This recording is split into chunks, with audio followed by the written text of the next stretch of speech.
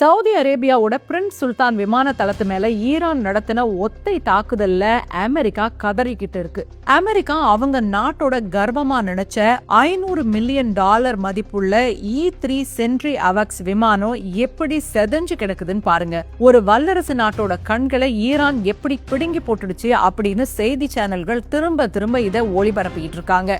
ஈரானோட மலிவான ட்ரோன் எப்படி இந்த அதிநவீன இயந்திரத்தை வீழ்த்துச்சு, அது பற்றின முழுமையான செய்தியை நம்ம இப்ப பார்க்கலாம். முதல்ல ஆவக்ஸ் ஏன் முக்கியம் அப்படின்னு பார்க்கலாம். இதோட விரிவாக்கம் என்னன்னா airborne warning and control system. இது வெறுமனே விமானம் இல்ல, வானத்துல பறக்கிற ஒரு சூப்பர் கம்ப்யூட்டர்.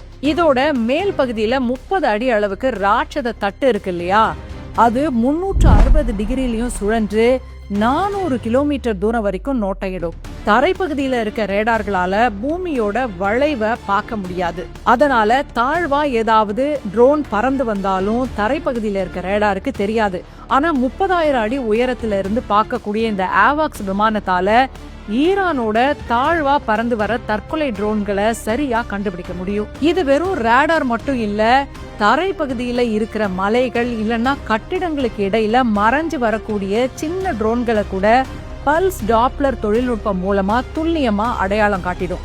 இதுதான் அமெரிக்காவோட வான் பாதுகாப்போட நரம்பு மண்டலம் மாதிரி.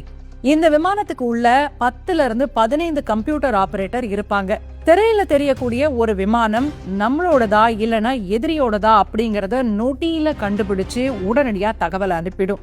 அந்த தகவல் அனுப்புற முறையும் பாத்தீங்கன்னா லிங்க் 16 டேட்டா லிங்க் அப்படின்னு சொல்றாங்க. இது ரொம்பவே முக்கியமானது. ஆவாக்ஸ் கண்டுபிடிக்கிற தகவல்களை வாய்மொழியா சொன்னா கூட நேரம் ஆயிடும்னு உடனடியா டிஜிட்டல் தரவுகளா பக்கத்துல இருக்கிற F-35 இல்லைன்னா F-16 போர் விமானங்களோட திரைக்கு நேரடியா அனுப்பிடும். இதனால போர் விமானிகள் ரேடாரை தேடாமலேயே எதிரி எங்க இருக்கிறாங்க அப்படின்றத கண்டுபிடிச்சிருவாங்க. அடுத்தது மின்னணு போர் முறை, எலக்ட்ரானிக் வார்ஃபேர் அப்படின்னு அடிக்கடி சொல்றாங்க இல்லையா இந்த போர் தொடங்கினதுல இருந்து. அதுதான் ஜாமிங். எதிரி நாட்டு ரேடார்களை செயலிழக்க செய்யக்கூடிய ஆற்றலும் இதுக்கு உண்டு. அப்புறம் எதிரிகள் ஏவுகணைகளை ஏவனா அதை திசை திருப்பக்கூடிய சைரன் மற்றும் சாஃப் இல்லைன்னா பிளார் அமைப்புகளும் இதுல இருக்கு. அந்த அளவுக்கு தொழில்நுட்ப ரீதியா அமெரிக்காவுக்கு கை கொடுக்கக்கூடிய ஒரு விமானம் இது. சரி, ஈரான் எப்படி இதை சாதிச்சுச்சு? ஈரான் ஒரு தந்திரமான ஆட்டத்தை ஆடுச்சு. அமெரிக்கா கிட்ட மொத்தம் 16 ஆவாக்ஸ் விமானம் இருக்கு. அதுல ஒண்ணுதான் இப்படி செதஞ்சு கிடக்கிறது. ஈரான் ஒரே நேரத்துல 29 சாகித் ட்ரோன்களை ஏவுச்சு. இது ரேடாருக்கு தெரியாம ரொம்ப தாழ்வா, அதாவது லோ ஆல்டிடியூட்ல வந்துட்டு இருந்தது. அப்படி பறந்து வந்துட்டு இருந்த ட்ரோன்களை அமெரிக்காவோட பேட்ரியாட் ஏவுகணைகள் தடுத்து நிறுத்திக்கிட்டு இருந்தது. அந்த சமயத்துல ஈரான் திடீர்னு 6 பாலிஸ்டிக் ஏவுகணைகளை ஏவுச்சு.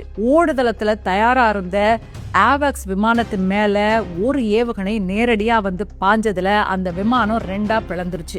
ஆவாக்ஸ் விமானம் மட்டும் இல்ல, KC-135 அப்படிங்கிற எரிபொருள் நிரப்புற விமானங்களும் குறைஞ்சது 3 விமானங்கள் இதுல அழிக்கப்பட்டுச்சு. இது ஏன் முக்கியம் அப்படின்னா, ஒரு போர் விமானம் வானத்துல தொடர்ந்து சண்டையிடணும் அப்படின்னா இந்த KC-135 ஸ்ட்ராட்டோ டேங்கர்ஸ் விமானம் தான் தொடர்ந்து அதுக்கு எரிபொருள் கொடுத்துக்கிட்டே இருக்கும். போர் விமானம் பறக்கும் போதே KC-135 ஸ்ட்ராட்டோ டேங்கர் அதுக்கு எரிபொருள் நிரப்பும். இப்போ இது அழிக்கப்பட்டதுனால அமெரிக்க விமானங்களோட செயல்பாட்டு எல்லை ரொம்பவே குறைஞ்சு போச்சு. அமெரிக்காவோட வான்வழி பார்வையே மொத்தத்துல பறிபோன மாதிரி ஆயிடுச்சு. இந்த ஒரு விமானத்தோட இழப்பு அமெரிக்காவுக்கு ஈடு செய்ய முடியாதது. ஏன் தெரியுமா? ஒரு விமானத்தோட விலையே 4200 கோடி. அப்புறம் ஒரு KC ஸ்ட்ராட்டோ டேங்கர் விமானத்தோட விலை 400 கோடின்னு வச்சுக்கிட்டா அது ஒரு 1200 கோடி. ஒரே ஒரு தாக்குதல்ல அமெரிக்காவுக்கு 5400 கோடி அளவுக்கு நஷ்டம். ஆவாக்ஸ் இல்ல அப்படின்னா ஈரானோட அடுத்தடுத்த ட்ரோன் தாக்குதல்களை முன்கூட்டியே கண்டறிய முடியாம அமெரிக்கா திணறும். இந்த தாக்குதல் நடந்த ஆத்திரத்துல அமெரிக்கா உடனடியா ஈரானுக்கு பதிலடி கொடுத்துச்சு. தன்னோட B-2 ஸ்டெல்த் விமானங்களை அனுப்பி ஈரானோட நிலத்தடி ஏவுகணை தளங்களை அமெரிக்கா தாக்குச்சு. முழு பலத்தோட வான்வெளி தாக்குதல்களை நடத்த முடியாத காரணத்தினாலதான் அமெரிக்கா இப்போ தரைவழி தாக்குதலை தேர்ந்தெடுத்து இருக்குதோ அப்படிங்கிற சந்தேகம் வந்திருக்கு. ஆனா ஈரான் அதுக்கும் முன்கூட்டியே பதில் சொல்லிட்டாங்க. தரை வழியா வர்ற அமெரிக்க படைகளை வெல்கம் டு ஹெல் அப்படின்னு ஈரான் வரவேற்குது. இன்னும் என்னவெல்லாம் நடக்க போகுதோ தெரியல. நீங்க என்ன நினைக்கிறீங்க? உங்க கருத்துக்களை கமெண்ட் பகுதியில பதிவு பண்ணிட்டு போங்க.